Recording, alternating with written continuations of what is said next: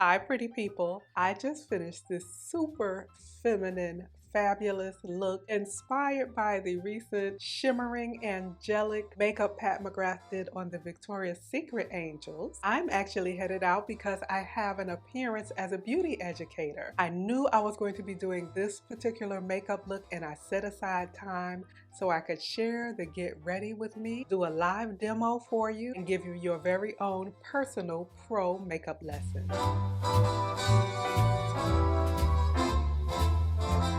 If you're new to me, I am Crystal, your very own personal beauty pro from face to fragrance. I am a professional makeup artist in the areas of commercial, editorial, and runway, a licensed skincare professional, a beauty editor, and your very own scent stylist. Today is face focused with this beautiful shimmering look that is gorgeous on every complexion. I'm showered and I'm getting ready in one of my favorite pair of Victoria's Secret pajamas. Quite a few of the products will be inspired by Pat McGrath's recent princessy makeup done on the Victoria's Secret Angel show. I'm going to teach you exactly how to do it. We're going to start by customizing the complexion. This really does have an effect on the final way your makeup looks. In my pro work, I've mentioned this many times, I really don't use a lot of primers. I've cultivated techniques that work really well for longevity, and on certain shoots we don't necessarily want to keep one look locked in. We'll be changing looks. However, there are good primers on the market. There are a lot of good complexion products that serve the purpose of priming the skin, and today I have some really beautiful ones, a couple by that innovatress Danessa Myricks.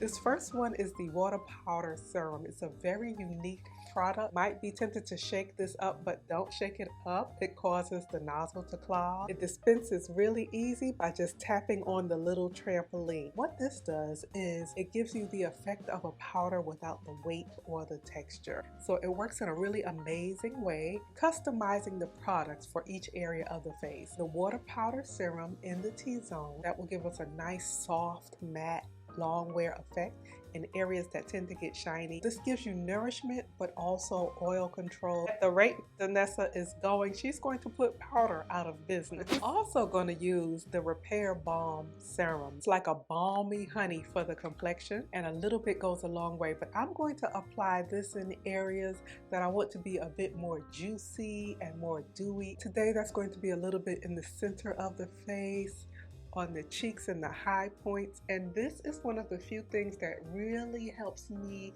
as an emollient to lock in my skincare in the cold winter months. Keeps that moisture and hydration in without wearing off. I love it. It leaves that beautiful dewy sheen without being heavy or greasy. If you love that yummy Hollywood glowy skin, Charlotte Tilbury is perfect for that, for complexion products. Today I'm going to use her Beautiful Skin foundation. This is a pretty, glowy, medium coverage foundation that evens out the skin, lets a little bit of the natural skin peek through and leaves a pretty glow. Because this look is going to be videoed and filmed in addition to being in person, we want to add a bit more perfection, not in a heavy way. So I'm going to strategically color correct, highlight, and conceal some areas. I have been loving the Hourglass formula and also a particular shade called Topaz. If you're in the true medium complexion, that would range somewhere around a MAC NC 44 to about an NC 50. Topaz is a beautiful shade to consider. If you have a little darkness, you could even go as fair as NC 42 to correct with this. I'm not going to add a lot of stripes and dots because I don't want to spread it all over creation, but to place it where it will have the best effect and keep it in that general area when I blend it out. Do a little in the inner corner of the eye, right around the nose, and a bit around the outer edge of the mouth to unify the complexion. A makeup sponge is great for blending this. I've also been loving a dense, fluffy brush. To get an angelic look, the application needs to be angelic. In other words, light, layers, a light airy touch, and gently building your product. It looks like we've done quite a lot, but we really haven't. We did that light, beautiful layer of radiant foundation, a little bit of color correcting, and now we're adding a highlighting effect. The highlighter, it's good to go a couple of shades lighter than your complexion. That's different from concealing or correcting, because sometimes just going lighter doesn't have the tone that it needs to cancel out darkness. If you're correcting, you need more warmth, more of that salmon or orange tone. So I'm highlighting with Charlotte Tilbury's Beautiful Skin Concealer. Highlighting isn't just about stripes on the face, it's about being strategic and capturing light. I'm highlighting a bit in the corner of the eye, and I'm going to let it fall and fade into a gentle triangle because I want to lift that under eye forward. Also going to do a bit on the bridge of the nose. In order to really make the most of that, line should be very fine, and when you blend it, you don't blend it all over the nose. Blend it in a really strategic area, and you need a small brush. I'm going to highlight the Cupid's bow. When highlighting the Cupid's bow, it's not just about smearing a light color all over. You accentuate just that accent line where the light falls, and you leave a bit of shadow in the natural dip in the middle. That's how you get that really upscale highlighting effect. And the tip of the chin, depending on the shape of your face, is something you may want to accentuate. You can take your small brush or your sponge and you want to gently start tapping and blending, but keeping it relatively in the same place. You do melt the edges so that you can't tell where it begins or ends. I'm going to add some beautiful sculpting to the face so it has a pretty shape, some nice highs and lows. I'm going to do that with Charlotte Tilbury's Hollywood Contour Wand. The formula is beautiful. The formula is closer to a liquid than it is to a cream, and because of that, it melts into the skin. It gives you a contouring effect without looking heavy, textured, or muddy. I want to enhance the hollow of the cheek. It's just a couple of dots way back near the center of the ear. Always better to use a little and build up than too much at the start. That leaves room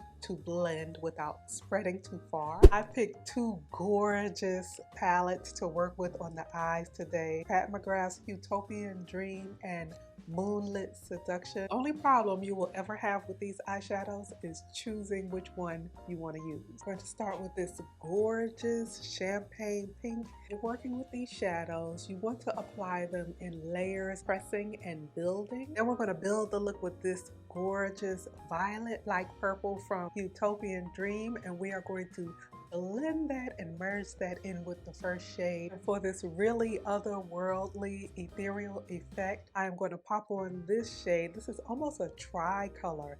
It's like a pink, purple, and green, and I'm going to press that into the center of the eyelid so you have this pretty transition from one shade to another. For elevated occasions, the look is really nice when it's anchored by some slightly deeper shades. Keep control over your darker shades. It's good to use a soft, smaller brush. I'm going to start with this rusty brown. Add just a bit of shape softly in the crease. I'm going to take this almost neutral smoky brown, and I'm going to add a bit more intensity at the upper and lower lash line. If you're looking for a quality lash that's a bit more affordable, the Kiss line of lashes are really pretty. In particular, I have been loving the Luxe Extensions line. Once the eyes are completed, you can safely go in and finish that complexion. And what I love to do is just take a look and see if I want to enhance the foundation, the corrector. This is also a great way to eliminate any fine particles that may have fallen on the skin. I'm going to reinforce the contour with this